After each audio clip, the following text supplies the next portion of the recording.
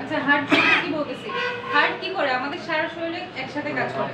একটা heart pump করতেছে মানে কি হচ্ছে, রক্ত চলাচল করে, রক্ত চলাচল করতেছে। রক্তটা কেন চলাচল করতেছে? এই রক্ত না চলাচল করলে কি হবে? কখনো আঙ্গুলের মাথায় একটা রাবার আটকে দেখছেন? সাদা রক্ত চলাচল করতে গেলে সাদা হয়ে যায় এবং লাল হয়ে যায়, মানে লাল হয়, সাদা হয়ে যায়, সাদা হয়, দাগ পড়ে যায়, সবুজ কালার হয়ে যায়, নীল নীল টাইপের সবুজ কালার হয়ে যায়। এবং ওখানে কোনো ইয়ে থাকে না, মোট শক্তিটা আস্তে আস্তে ওখানে টাচ করলে কোনো শক্তি পাওয়া যাচ্ছে না। যারা প্যারালাইজড হয়ে যায় তাদের ওই পার্টে কোনো ব্লাড সার্কুলেশন নাই। তার মানে কি ওখানে কোনো অক্সিজেন যাচ্ছে না। আমাদের শরীরে যে ব্লাড সার্কুলেশন হচ্ছে তাহলে ওই পার্টটা নষ্ট হচ্ছে না কেন? ওখানে কি কার্বন ডাই অক্সাইড, ওখানে সবই বেঁচে আছে, শুধুমাত্র ব্লাড সার্কুলেশনটাই হচ্ছে না। ওটা আস্তে আস্তে নষ্ট হয়ে যায়। হ্যাঁ, একবারে নষ্ট হয় না। তো কি হচ্ছে, কি হলো, এখানে ব্লাড সার্কুলেশন যাচ্ছে না মানে কি হবে, অক্সিজেনে মানে যাচ্ছে না। তাহলে অক্সিজেন যদি না যায়, এই অক্সিজেন পাঠানোর কাজ কার? শ্বাস নিচ্ছি ফুসফুসের। তাহলে ফুসফুস যেহেতু কাজ করতেছে না, হার্ট ফেল হইলে এটার কি সমস্যা? পুরোপুরি কাজ করবে না, পুরোপুরি কাজ করবে না। ফুসফুস দিয়ে যে আমরা অক্সিজেনটা নিলাম, এই অক্সিজেনটা তো আমরা ফুসফুস থেকে হার্টে পাঠাবো। পাঠাবো। হার্ট কি করবে? ওর রক্তের মাধ্যমে, ভেসেলের মাধ্যমে, আর্টারি ভেনের মাধ্যমে সারা শরীরে পাঠাবে। তাহলে আলটিমেটলি একটার সাথে আরেকটা রিলেটেড, তাই না? এই হার্ট যদি ফেল করে লাংসে পানি জমে যাচ্ছে, তাহলে একটার সাথে আরেকটা রিলেটেড। আচ্ছা গেল হার্ট ফেলিয়ার। এরপর আর কি আছে? Liver cirrhosis. ওই যে দেখেন লিভার সিরোসিস, জি লিভারে গ্যাস বলতে হচ্ছে না, লিভারের সারা শরীরে ঘা হয়ে ভরে গেছে, এটা হচ্ছে লিভার সিরোসিস। দেখছেন? দেখেন নরমাল লিভারটা কেমন আর এটা কেমন দেখা যাচ্ছে। মানে লিভারের কাজ কি? লিভারে ঘা, হ্যাঁ ওই যে এই যে ছবি, লিভারে চর্বি আসে গেছে নাকি? চর্বি তো আসছে সাথে, এটা হচ্ছে ঘা হয়ে, এটার অ্যানাটমি চেঞ্জ খুলতে পারবো না। এই দেখেন দেখা যাচ্ছে, জি জি দেখেন লিভার সিরোসিস। নরমাল লিভারটা একদম মজবুত, এই আর কি বলি মসৃণ। এই সেগুলো সবগুলো মানে ময়লা দিয়ে ভরে আছে। এই যে লিভার, ময়লাওয়ালা লিভার, ঠিক আছে? এটা যখন সিরোসিস হয় তখন এর গায়ে গোটা দিয়ে ভরে যায়। প্লাস যদি অনেক সময় হয়তো 2 ঘন্টা হয়তো আমি সবগুলা ছবি দেখাতাম আলাদা আলাদা করে, সুন্দর সুন্দর ছবি। হ্যাঁ লিভার সিরোসিস, আমার নানু হসপিটালে ভর্তি, তার লিভার সিরোসিস, ঠিক আছে? 2 দিন ধরে হসপিটালে ভর্তি। হলে আস্তে আস্তে লিভারটা কি পচে যায়, হ্যাঁ নষ্ট হয়ে যায়। এই যে আমি বললাম নানু অসুস্থ, নানুকে ডক্টর বলছে 6 ভাগের 5 ভাগই নষ্ট হয়ে গেছে, আর 1 ভাগ বাকি আছে। পেট ফুলে, লিভার সিরোসিস হলে পেটের ভিতর পানি চলে আসে, পুরো পেট ফুলে একদম পেটের ভিতর পানি চলে গেছে, ঠিক আছে? তাহলে লিভার সিরোসিস এটা কি পারবো পরীক্ষার সময় লিখতে পারবো? লিভার সিরোসিসটা কি? লিভারে চর্বি জমে গেলে বা লিভারে ঘা হয়ে গেলে তাকে, ওই যে লিভারে ঘা হয়ে গেছে, দেখেন এই ছবিটা।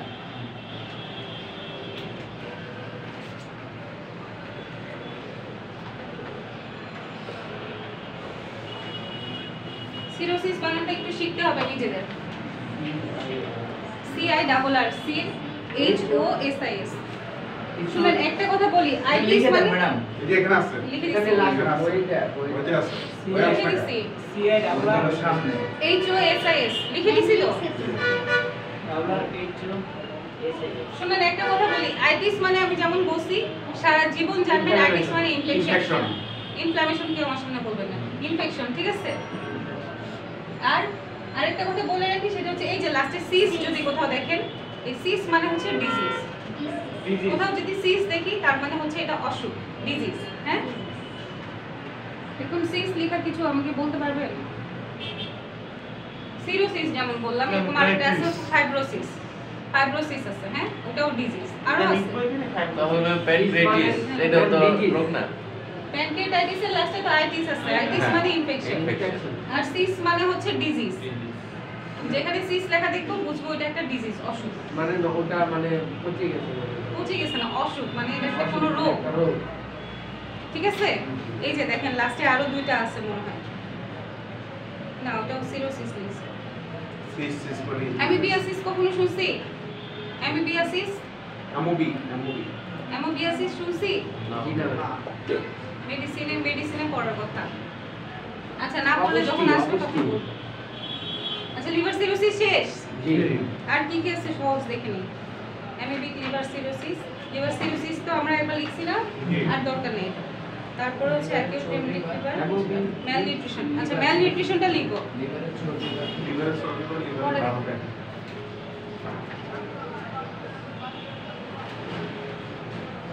ম্যাল নিউট্রিশন মানে কি? অপুষ্টি। নিউট্রিশন মানে পুষ্টি, ম্যাল নিউট্রিশন মানে হচ্ছে অপুষ্টি। তাহলে এই সবগুলো হচ্ছে প্লুরাল লিফিউশনের কারণ। এই কটা থাকলেই হবে পরীক্ষার সময়। এগুলো থেকে 5টা 6টা যার যে কটা খুশি লিখেন। আমার মনে হয় 7টাই পারার কথা। লিভার সিরোসিস লিখতে একটু সমস্যা হইতে পারে, বাকি সবই লেখা যাবে, কোনো সমস্যা নেই। তাহলে কি কি বলছি? প্লুরাল লিফিউশনের cause pulmonary tumour, lung cancer, lung infection, pancreatitis, heart failure, liver cirrhosis আর malnutrition. Malnutrition. অপুষ্টি। এবার আসছে হচ্ছে লক্ষণ। যদি লাংসে পানি জমে যায় তাহলে কি কি সমস্যা হবে? সাইন সিম্পটম কি কি থাকবে? শ্বাসকষ্ট দেখা দিবে ম্যাডাম, ব্রেথলেসনেস। এটা মুছে দেই। জি জি জি।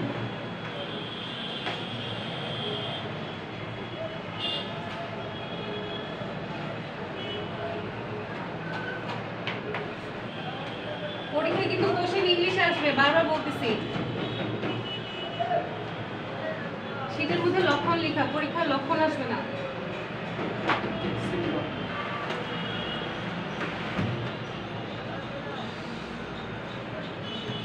সাইন সিম্পটমও আসতে পারে, ক্লিনিক্যাল ফিচারও আসতে পারে, একই জিনিস, মানে হচ্ছে লক্ষণ। জি। লক্ষণ কি কি থাকবে? আমার ফুসফুসে পানি জমেছে, ফুসফুসে যা খুশি তা হোক, ফুসফুস দিয়ে তো আমরা শ্বাস নেই, তাহলে শ্বাসকষ্ট হবে, আর আগের মতো শ্বাস নিতে পারবো না। এক নাম্বার হচ্ছে ব্রেথলেসনেস। কারো যদি বাংলায় লিখতে না পারেন তাহলে ইংলিশে লিখবেন, ইংলিশে লিখতে না পারলে বাংলায় লিখবেন, ব্রেথলেসনেস অথবা শ্বাসকষ্ট।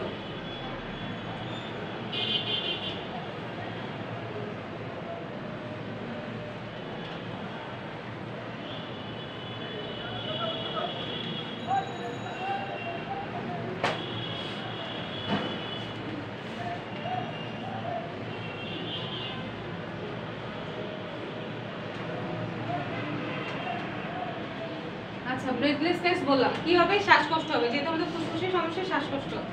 সাথে আমাদের চেস্ট পেইন হবে, মানে কি? চেস্ট পেইন মানে হচ্ছে বুকে ব্যথা, চেস্ট পেইন হবে। এরপর কি হবে? তারপর আসছে হচ্ছে কাশি হবে।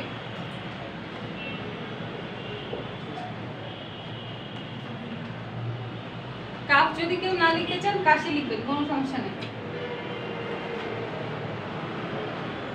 চেস্ট পেইন না লিখে বুকে ব্যথা লেখা যাবে। এরপরে 4 নাম্বার বলছে কারণ জনিত লক্ষণ, রোগের লক্ষণ। যে রোগটা হবে সেই রোগের কারণ। হার্ট ফেলিওর যদি হয় তাহলে কি হবে? হার্ট ফেলিওরে কি হবে? হার্ট ফেলিওর হলে হার্টে বেশি মরার মতো অবস্থা হয়ে যাবে। তাহলে উঠে গেল। প্যানক্রিয়াটাইটিস হলে দেখা যাবে পেটের এই সাইডে প্যানক্রিয়াস থাকে, ব্যথা হচ্ছে, তাই না?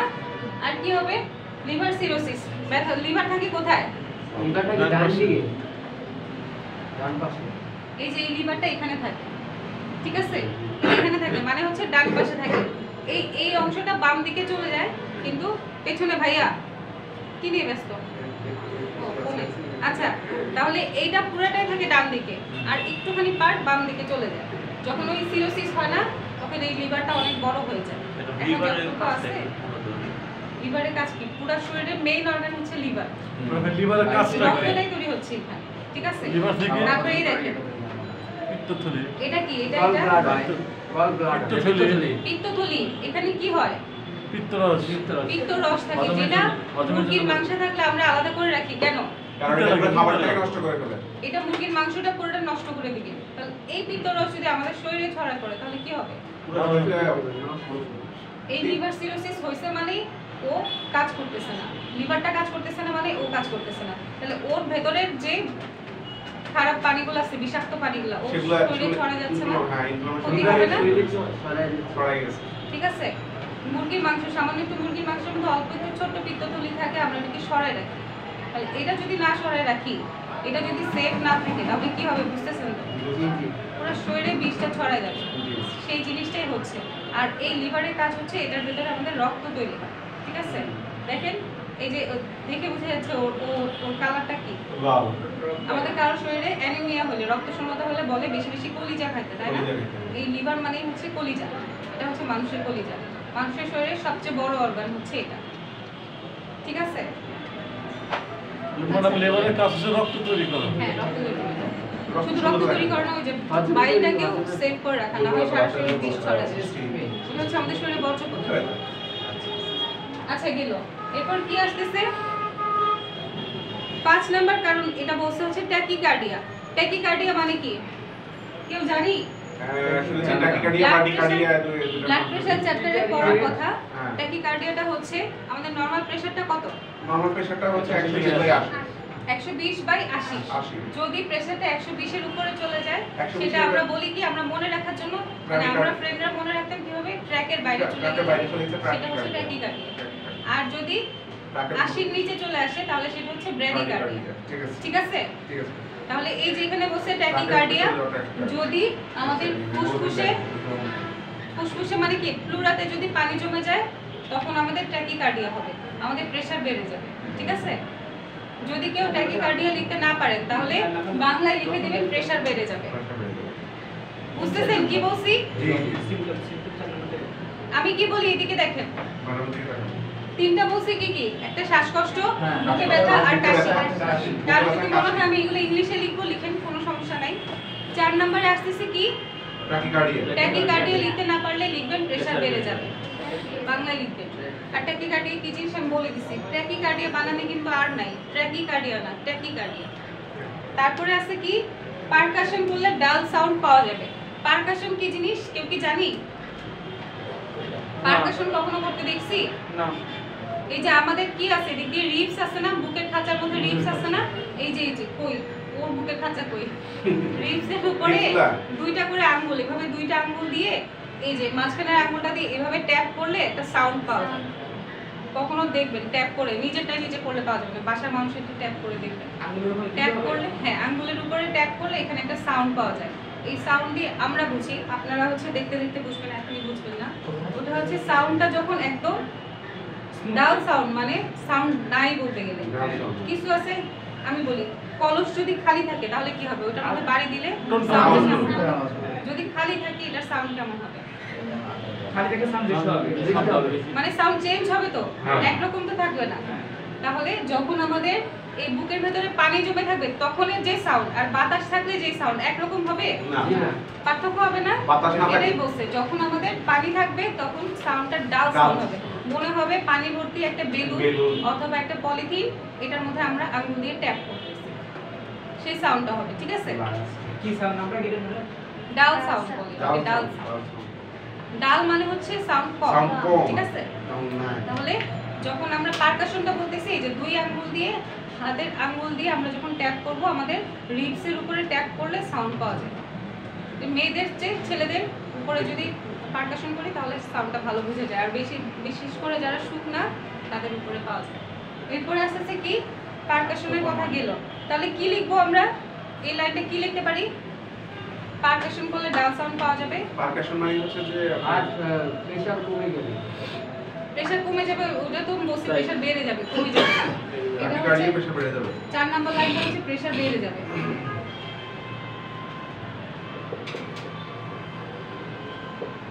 ট্যাকিকার্ডিয়া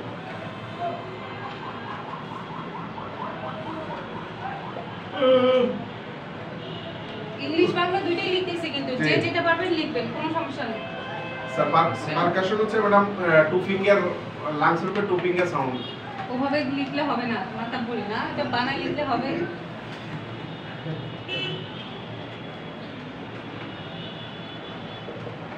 কুশন বানান তো দেখছেন, কুশন বানান লিখলে পারকাশন বানান হয়ে যাবে।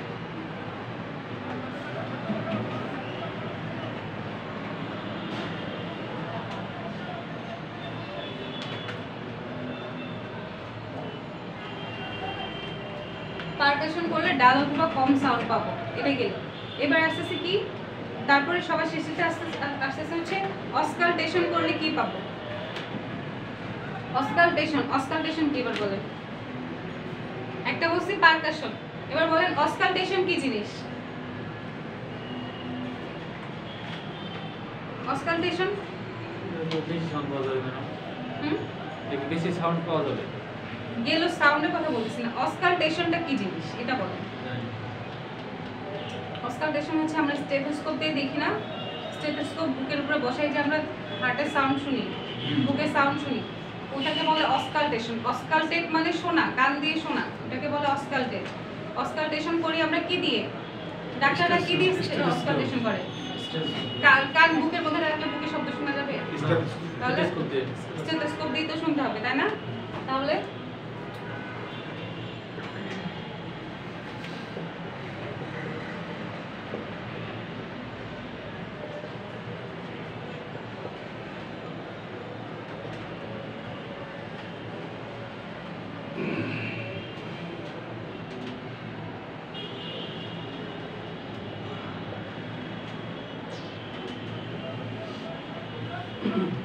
স্টেথো দিয়ে, শুধু স্টেথো লিখতে হবে, স্টেথোস্কোপ লিখতে গেলে বানান ভুল করবেন। স্টেথো দিয়ে অথবা অসকালটেশন করলে সাউন্ড কম পাবো, এই এতটুকু লিখতে হবে, সহজ ভাষায় এতটুকু লিখবে, ঠিক আছে? আর কেউ যদি মনে করেন বড় করে লিখো তাহলে সেটার জন্য শীট আছে। অসকালটেশন করলে ব্রেথ সাউন্ড কম পাবো অথবা ইফিশিয়েন্ট অঞ্চলে বিটস অফ কম পাবো। ইফিশিয়েন্ট অঞ্চল বলতে বুকে পুরো বুকে, হ্যাঁ ফুসফুস সব বুকে থাকে। কোনটা কোনটা? S T C S T E, C না, এটা E T H O, stetho. Stetho দিয়ে অথবা অসকালটেশন করলে, ওই স্টেথো দিয়ে যে দেখি আমরা, এটাই হচ্ছে অসকালটেশন। অসকালটেশন করলে সাউন্ড কম পাবো, কি সাউন্ড? ব্রেথ সাউন্ড বা বুকের সাউন্ড কম পাবো। শুধু সাউন্ড লিখলেই হবে। এবার বলছে চিকিৎসা কি? চিকিৎসা এখানে লিখে নাই, আমি তো আপনি দিবেন। আমি বলে দিচ্ছি। শেষ লেখা? জি ম্যাম। ইনভেস্টিগেশন। আচ্ছা বলেন তো এই সমস্যাটা হলে আমরা কি টেস্ট দিব? এক্সরেটা দিব, বুকের এক্সরে প্রথমত। যদি বলি যে একটা মাত্র টেস্ট দেওয়া যাবে তাহলে সেটা হচ্ছে বুকের এক্সরে, হ্যাঁ? বুকে আল্ট্রাসাউন্ড দিলেও কাজ হবে না, শুধু স্টেথো দিয়ে শুনলেও কোনো কাজ হবে না, তাহলে আমাদের একমাত্র উপায়, একটা পারফেক্ট উপায় হচ্ছে এক্সরে করতে দিব। এক্সরেতে আমাদের দেখা যাবে যে কি শ্যাডো আসতেছে, পানি আসতেছে নাকি বাতাস আসতেছে, কতটুকুতে, যদি পানি থাকে তাহলে পানিটা নিচে নাকি উপরে কোথায় আছে এটা জানা যাবে, ঠিক আছে? একটু পরে আমি এক্সরে ছবি হ্যাঁ দেখাচ্ছি। এক্সরে ছবিটা বলে আমি দেখো তো। আচ্ছা তাহলে হবে, লক্ষণগুলো কি কি আছে? শ্বাসকষ্ট হবে, বুকে ব্যথা হবে, কাশি হবে, আর কি? প্রেসার বেড়ে যাবে, প্রেসার প্রেসার কমে বেশি যাবে। থাকবে, পারকাশন করলে ডাউন সাইড প্রেসার কমে যাবে, না সরি প্রেসার বেড়ে যাবে। প্রেসার বেড়ে যাবে। তারপর হচ্ছে পারকাশন করলে, মানে ওই যে আঙ্গুল দিয়ে ট্যাপ ট্যাপ করে দেখলে সাউন্ডটা হচ্ছে ডাল পাবো অথবা কম সাউন্ড পাবো। আর অসকালটেশন, স্টেথো দিয়ে কানে শুনলে তখনও সাউন্ডটা কম শোনা যাবে। নর্মালি স্টেথো যদি কখনো পান কারো কাছে থাকে, বুকে বসায় দেখবেন শো শো শব্দ হয়, একটা বাতাসের শব্দ হয়, হ্যাঁ? যদি এরকম বুকের মধ্যে হচ্ছে পানি জমে যায় তখন কম সাউন্ড পাওয়া যাবে। স্টেথো বসাইলেও সাউন্ড এতটা ভালো শোনা যাবে না, ঠিক আছে? গেল এটা। চিকিৎসা কি দিব? ইনভেস্টিগেশন কি দিলাম? ইনভেস্টিগেশন হচ্ছে সিবিসি, তারপর হচ্ছে বুকের এক্সরে, প্রথমত এক্সরে, একটা হলো সিবিসি এক্সরে। কোথা থেকে আসতেছে? শুধু এক্স-রেই বলবো, বুকের X-ray। পরীক্ষায় আসতেছে না, এটা আসবে না। পাবলিক রে ইনভেস্টিগেশনটা আসে না, ঠিক আছে? বোর্ডের দিকে দেন, আমার দিকে নেই, বোর্ডের দিকে দেন। ঘুরে দিকে। ইনভেস্টিগেশনটা পরীক্ষায় আসে না, তারপরেও বলে রাখলাম যদি এরকম পেশেন্ট থাকে তাহলে কেউ যদি বলে আমার বুকে ব্যথা হচ্ছে, অনেকদিন ধরে শ্বাসকষ্ট হচ্ছে, তাকে একটা বুকের এক্স-রে দিবেন। সে যেটা হইতে পারে প্লুরাল ইনফেকশন বা অন্য কোনো অসুখ, বুকের সমস্যা নিয়ে আসলে তাকে চেস্ট এক্স-রে দিবেন, ঠিক আছে? গেল ওইটা। তারপর ট্রিটমেন্ট কি দিব? আমাকে এখন বলেন, যদি কারো শ্বাসকষ্ট থাকে তাহলে তাকে কি ট্রিটমেন্ট দিব? মর্টিলোকাসটাকে দিই। আর কি? ম্যাডাম যদি শ্বাসকষ্ট থাকে আমরা যেটা করি, আগে থেকে আমরা রোগীর অবস্থাকে শুনলে জ্বর আসবে এজিথ্রোমাইসিন কে দিছে? 35 টাকার ওষুধ আপনি লিখলে আপনাকে আয়সা বলবে যে ওষুধ দেন, আমাকে ওষুধ সব টাকা দেন। অ্যান্টিবায়োটিক কখনোই সবার আগে দিব না। অ্যান্টিবায়োটিক যে দিবে সে হচ্ছে পেশেন্টের সবচেয়ে বড় শত্রু। অ্যান্টিবায়োটিক আগে দিতে হয় না, এটা ভবিষ্যতে লং টার্ম ইফেক্ট করে মানুষের শরীরে। ম্যাডাম একটা কাশি সিরাপ দিব দিলাম। তারপরে কাশ ছিল, কাশির সিরাপ অথবা মন্টিলুকাস দিলাম। ঠিক আছে, আর কি? চেস্ট পেন, বুকে ব্যথা কি দিব? এনজিওলাইটিক দিব, যেটা খাইলে প্রেসার কমে। ঠিক আছে, বুকের ওর প্রেসারটাও কমবে, টেনশনও কমবে, সব মিলে ওর বুকে ব্যথাটাও কমবে। আর কি দিব? শ্বাসকষ্টের জন্য ওই যে মন্টিলুকাস দিছি, ব্রঙ্কোডাইলেটরও দিতে পারি। বম্পোডাইলেটর এটা কি একসাথে কি কার্বনিক মিথাইল সালফেট একসাথে কি দেওয়া যাবে ম্যাডাম? ব্যথার জন্য। ম্যাডাম মন্টিলিউকাস আর বম্পোডাইলেটর একসাথে দেওয়া যাবে? হ্যাঁ, একসাথে দেওয়া যাবে। ঠিক আছে, সালভিটামল patient-এর সালভিটামল condition দ্যাট বুঝে। মেনশনস এগুলা। তারপরে হচ্ছে প্রেসার বেড়ে গেলে কি দিব? একটু আগেই বলছি, চেস্ট পেন কমানোর জন্য আমরা প্রেসার কমানোর ওষুধ দিই। হ্যাঁ, এনজিওলাইটিক দিই, প্রেসার কমানোর ওষুধ দিই, টেনশন কমানোর ওষুধ দিই, ওটা দিয়ে প্রেসার কমে প্রেসার যাচ্ছে। কমে যাবে। হ্যাঁ, তারপর আর কি ডাল সাউন্ড পাচ্ছি, আর এটা ওই সাউন্ডের জন্য হচ্ছে আমরা সাউন্ড এমনিও কম পাইতে পারি। আমার স্টেথোস্কোপ নষ্ট, সাউন্ড কম আসবে না, তাহলে ওই সাউন্ড কম আসছে দেখে আমার স্টেথোস্কোপ নষ্ট, আমি পেশেন্টকে বলে দিলাম আপনার তো প্লুরাল ইনফিউশন হইছে, হবে? বম্পোডাইলেটর ড্রাগ দিলে ম্যাডাম এমনি আস্তে আস্তে এটা ক্লিয়ার হয়ে যাবে, তখন আপনার সাউন্ড হচ্ছে ক্লিয়ার, কিন্তু আমি এক্স-রে রিপোর্ট দেখে তারপরে বাকি ম্যানেজমেন্ট করব। ঠিক আছে, এখন আমার হইতেই পারে আমার স্টেথোস্কোপ নষ্ট, এটা তো খারাপ কিছু না, ওটা একটা যন্ত্র, নষ্ট হইতেই পারে। তাহলে ওই যন্ত্রের উপর ডিপেন্ড করে আমি একটা পেশেন্টকে প্লুরাল ইনফিউশনের ট্রিটমেন্ট দিব না। আগে দেখবো যে আমার এক্স-রে কি বলে। এক্স-রে যদি বলে যে হ্যাঁ তার প্লুরাল ইনফিউশন হইছে, তাহলে তার পানিটা কিভাবে কমানো যায় সেটা আমাদের ব্যবস্থা করতে হবে। ঠিক আছে, কিন্তু শুরুর ব্যবস্থা হচ্ছে আমাদের শ্বাসকষ্ট কমাতে হবে, কাশি কমাতে হবে, প্রেসার কমাতে হবে, এগুলো হচ্ছে আমাদের প্রথম চিকিৎসা থাকবে, তাই না? ঠিক আছে, তাহলে কি কি দিব? মন্টিলিউকাসটা একটা, বম্পোডাইলেটর একটা, মন্টিলুকাসটা হচ্ছে ট্যাবলেট, কত এমজি?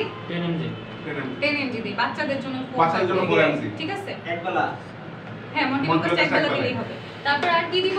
বম্পোডাইলেটর, ব্রঙ্কোডাইলেটর দিব। কি দিব? ব্রঙ্কোডাইলেটর সালভিটার, কি আছে? লেবু সালভিটার 2 mg আছে, 1 mg আছে। সালবুটামল আছে, লিবুসালবুটামল আছে, অ্যামিনোফাইলিন, থিওফাইলিন, লক্সোফাইলিন, কত বহুত কিছু পারেন? আছে। হ্যাঁ, বাস। এরপর আর কি দিব? অ্যাঞ্জুলার অ্যাঞ্জিওলাইটিক। অ্যাঞ্জিওলাইটিক লাইটিক মানে হচ্ছে কমানো, এনজিও, এনজিও মানে হচ্ছে এনজাইনা, এনজাইনা মানে হচ্ছে প্রেসার। জেনারিক অ্যাঞ্জিওলাইটিক না, জাইরিল ঘুমাই, প্রচুর ঘুম আসে, ওটা না, জাইরিল না। এনজিওলাইটিক দিব। কি দিব? ইন্ডিভার আছে, ইন্ডিভার হচ্ছে এনজিওলাইটিক, প্রেসারটা কমায়। প্রোপানল আছে, প্রেসার কমায়। আর কি আছে? আর এই দুটো বাদ, এরা হচ্ছে চেস্টের রিপোর্ট আসার পর, এক্স-রে রিপোর্ট আসার পর। হ্যাঁ ঠিক ইন্ডিভিজুয়াল আছে। কেস করে বলছি ইন্ডিভিজুয়ালটা ইন্ডিভারটা প্রেসার কমায়। হার্টের সাউন্ড এনজিওলাইটিক হ্যাঁ। কমায়। ইন্ডিভিজুয়াল ঠিক 10 আছে। আছে 10 ইন্ডিভার 10 আছে, আর মনে হয় 4 5 আছে, কি 40 জানি, আছে। 4 না 5 আছে, 40 আছে।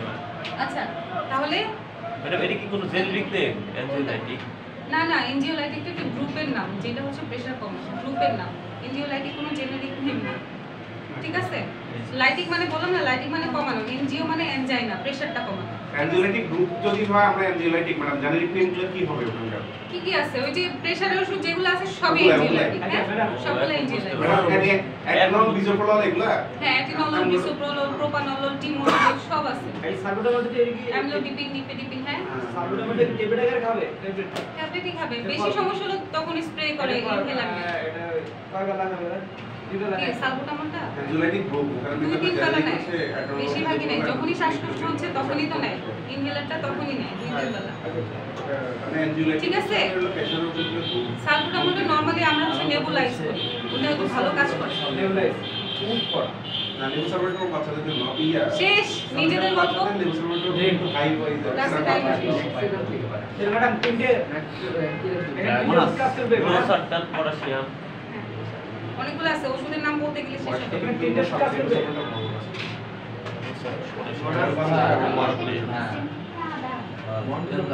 এই গল্প শেষ হয়েছে আপনাদের?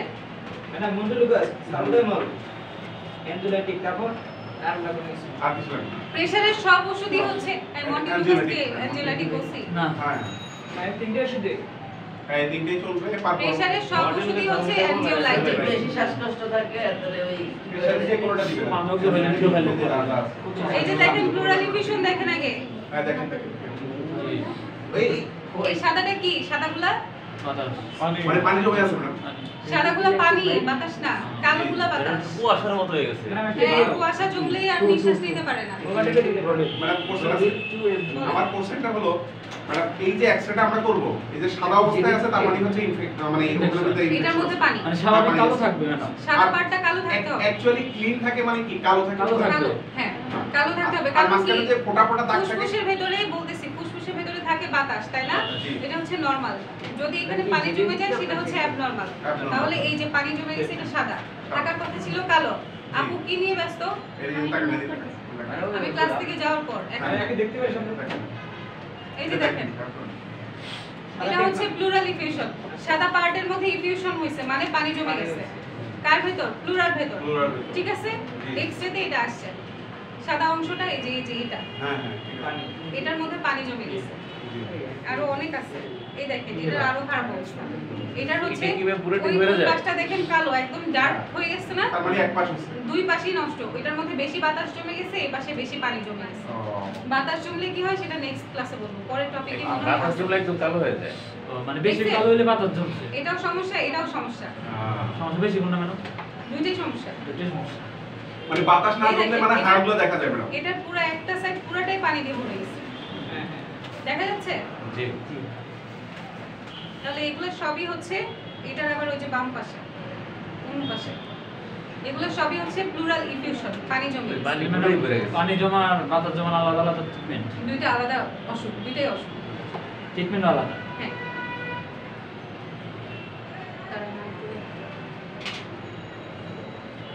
এই মাঝখানে কি কি যেন অসুখের নাম বলছি? লিভার সিরোসিস তো দেখালাম ছবি, এখানে আর কিছু ছবি আছে। আপনাদের তো এখন আবার নিচে ঘন্টা বাজে, ক্লাস শেষ হওয়ার পর। হ্যাঁ হ্যাঁ। এই দেখেন, লিভার সিরোসিস হলে পেটটা এরকম ফুলে যায়। আমার নানুর অবস্থা এখন এরকম, পুরো পেটটা ফুলে মানে বসতেও পারে না, শুইতেও পারে না। এটা হচ্ছে লিভার সিরোসিসের পেশেন্ট। লিভারটা বড় লিভারের হয়ে গেছে, সমস্যা ওই যে হয়েছে না? লিভারে ঘা হয়েছে না, লিভারটা সাইজও বড় হয়ে গেছে। ম্যাম 11টা তো 9 বাজে যাওয়ার সময় হয়েছে, ওই হার্টের এই যে। ছবিটা একটু দিয়ে দেন। লিভার সিরোসিস হয়ে লিভার ঘা হয়ে লিভার গেছে, ড্যামেজ বুঝছেন? হয়ে গেছে।